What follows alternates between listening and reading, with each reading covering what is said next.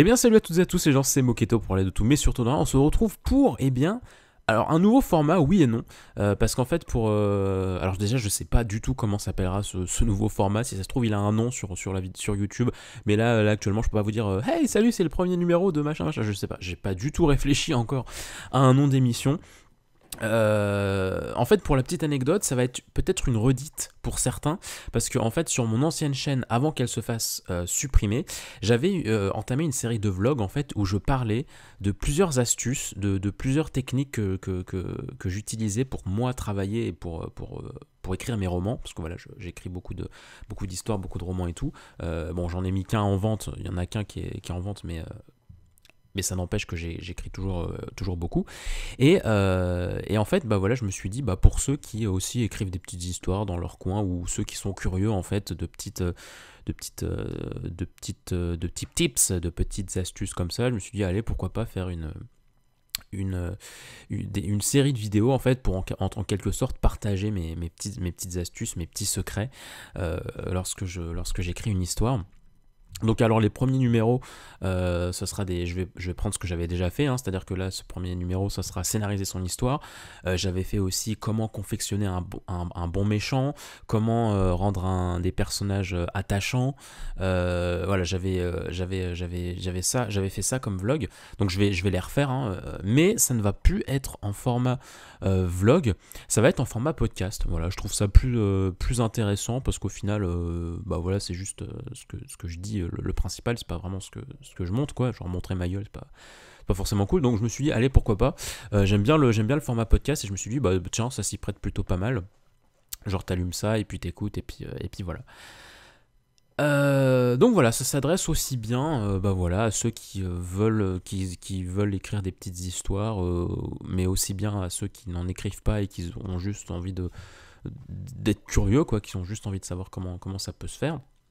Ce qui est bien avec YouTube, c'est que même des milieux auxquels tu t'en bats la race et tu connais rien, c'est toujours très intéressant, je trouve, d'entendre quelqu'un ou de voir quelqu'un montrer sa passion, en parler et tout. Même si toi, ça te touche pas du tout, tu vois. Je trouve ça toujours très très cool. Voilà. Alors, scénariser son histoire. Qu'est-ce que j'entends par scénariser son histoire ? En fait, ce que je trouve très dangereux quand on veut écrire une histoire, alors encore une fois, c'est mes conseils à moi, c'est mes trucs à moi, mais ça ne veut pas dire que j'ai la vérité absolue, ça ne veut pas dire qu'il faut absolument faire ce que je fais, et ça ne veut pas dire qu'on a le même fonctionnement. Ce qui est intéressant avec l'écriture, c'est que c'est quelque chose de très personnel, c'est une forme d'art, et chaque art est personnel à la personne. Selon moi, il y a autant de formes d'art qu'il y a de personnes, quoi, parce que on n'a pas tous du tout la même sensibilité, le même vécu et tout, et c'est le vécu qui façonne notre sensibilité. Donc je dis pas que il faut faire ça parce que sinon vous n'allez pas vous en sortir et tout. Non, je vous partage par rapport à mon fonctionnement, à moi. Et moi je trouve ça très dangereux d'écrire au fur et à mesure sans vraiment savoir où on va.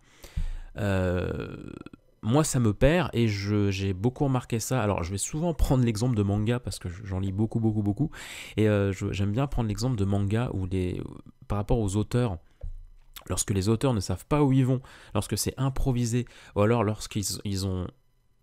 ils voulaient finir leur histoire à tel moment, et en fait on leur dit non, il faut que tu continues, et que du coup tu sens qu'à partir de là, les mecs improvisent.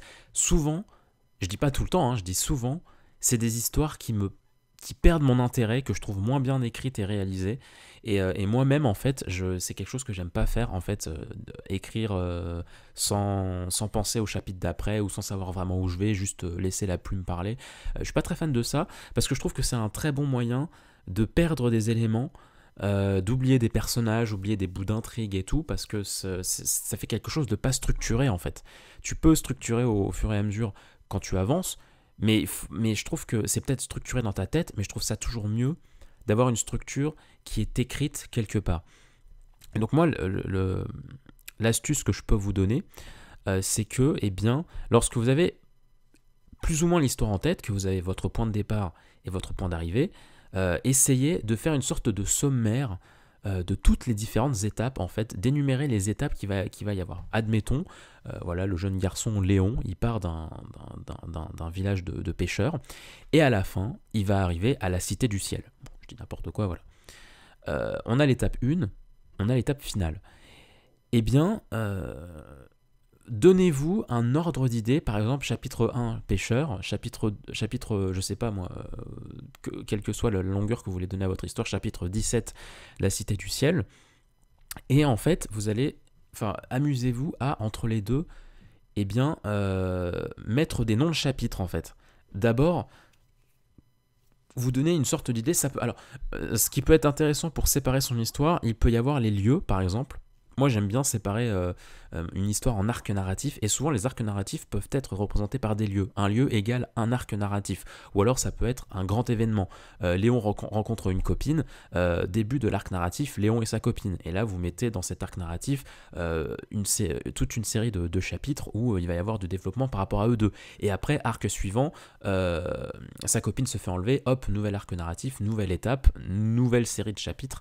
Voilà, le principal je trouve c'est de savoir séparer les étapes du héros, et moi ce que je fais c'est que d'abord même si c'est à 100% sûr de changer, je donne des noms de chapitres un peu comme comme un sommaire en fait, ou alors comme une saison d'une série, une saison Netflix. Voilà, tu regardes le nombre d'épisodes, et chaque épisode a un nom et un petit résumé, un petit pitch. Et amusez-vous à faire un peu pareil.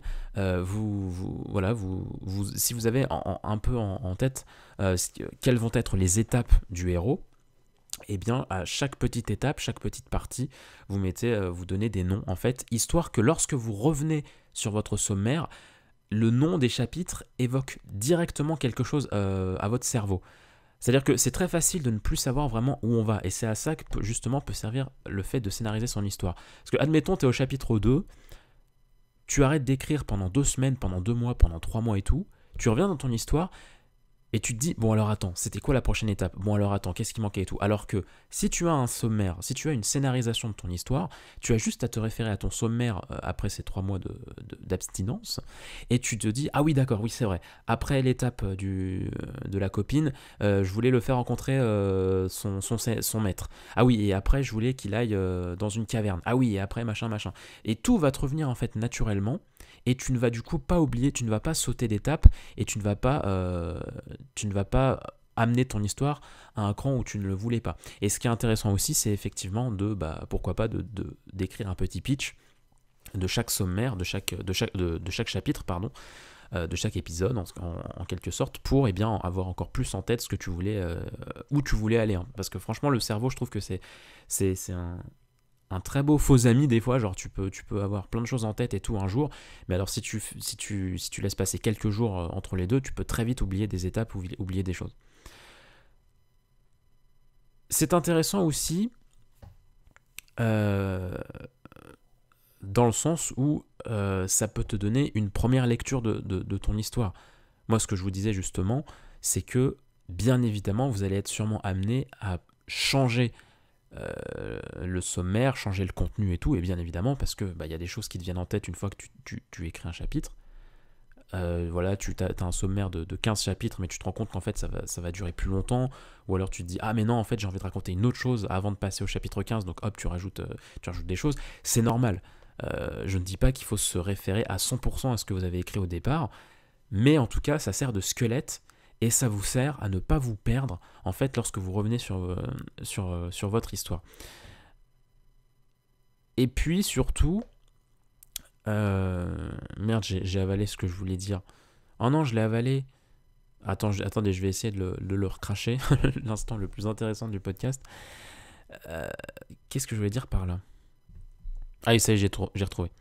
Et en fait, le truc, c'est que ça peut paraître un peu chiant, parce que bien évidemment, souvent, quand on écrit une histoire, on a envie quand on écrit un premier chapitre, on a envie d'enchaîner, quoi. On n'a pas envie de perdre du temps, on a envie d'être avec ses personnages, on a envie quand on a une folle envie d'écrire et tout, on a direct envie d'écrire et tout, de laisser la plume parler. Donc ça peut être frustrant d'avant même d'écrire plein de chapitres, devoir faire ça, mais moi, ce que je peux vous proposer à la limite, c'est écrivez les 2-3 premiers chapitres de votre histoire que vous ayez déjà une bonne familiarisation avec vos personnages et votre univers, et ensuite vous faites ce travail de scénarisation. Certes, ça peut être frustrant parce que ça peut demander du temps, bien évidemment, hein. Je dis pas que ça se fait en 2 minutes, hein. Ça s'appelle confectionner, organiser son univers, donc forcément penser à l'intégralité de son histoire si jamais elle peut être longue et pourquoi pas donner des titres de chapitres et en plus les pitcher, bien évidemment, ça va demander un peu de temps. Mais je pense vraiment que vous allez gagner en efficacité sur la longue. Ça peut être frustrant de faire ça au tout début alors que vous avez très envie d'écrire, mais je pense vraiment que ça vous sera bénéfique pour la suite et pour la construction de votre histoire, parce qu'au moins vous saurez où vous allez et vous n'allez pas faire des sauts un peu partout et tout en mode oh, qu'est-ce que je voulais dire par là, bon bah tiens on va aller faire avancer mon personnage par là, etc. etc. Voilà, c'est le premier grand conseil que je pouvais vous donner. J'espère que ça vous aura plu, en tout cas, que ça vous aura intéressé. N'hésitez pas, en tout cas, si jamais vous écrivez des histoires, eh bien, me partagez, vous, vos avis, vos remarques, vos astuces, etc. Ça peut être un lieu d'échange assez cool. Souvent, les commentaires, c'est un lieu très très cool pour ça, d'échange. Voilà, encore une fois, je ne sais pas du tout comment s'appellera cette série de podcasts. Mais en tout cas, j'espère que ça vous aura plu. On se dit à très vite pour un prochain numéro. On abordera un autre questionnement de l'écriture. Et en attendant, je vous souhaite plein de bonnes choses. Portez-vous bien. N'hésitez pas à consulter d'ailleurs dans la description si jamais vous avez envie de lire l'histoire que j'écris en ce moment qui s'appelle R. Il y a un lien dans la description si jamais ça vous intéresse. Voilà, ça vous redirigera sur un site et tout. Il y a mes chapitres à l'unité, mais il y a aussi des recueils en fait, où tous les 9 chapitres, tous les 10 chapitres, je fais un recueil, etc. Donc ça peut être cool si jamais vous avez envie de lire ça. Je vous souhaite plein de bonnes choses, je vous souhaite plein de bonheur, prenez soin de vous et de vos proches et très bonne continuation, bonne suite des programmes sur l'archipel. Des bisous.